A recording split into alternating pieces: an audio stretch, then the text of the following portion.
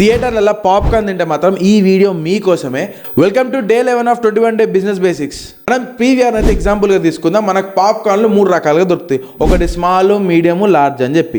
వాడు పొరపాటున మీతో లార్జ్ కొనిపించాలనుకున్నాడు అనుకో, వాడు ప్రైసింగ్ వచ్చేసి స్మాల్ దానికి 150 పెడతాడు, మీడియం దానికి 350 పెట్టి లార్జ్ 400 పెడతాడు.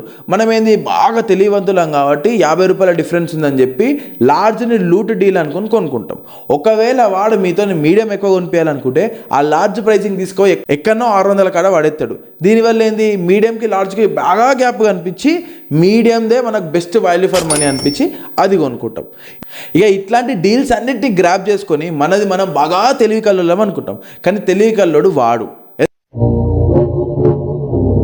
ఎందుకంటే వాడు మనీ సైకాలజీ అనేది వాడిండు. పాప్కార్న్ కోసమే ఇంత స్ట్రాటజికల్గా ఆలోచిస్తే మనము బ్లడ్ అండ్ స్వెట్ పెట్టే బిజినెస్ కోసం ఎంత స్ట్రాటజికల్గా ఆలోచించాలి. ఒకవేళ మీరు మీ బిజినెస్ తగ్గట్లేదన్న స్ట్రాటజీస్ వాడిననుకో ఖచ్చితంగా కింద కమెంట్ చేయండి, 10 మంది నేర్చుకుంటారు.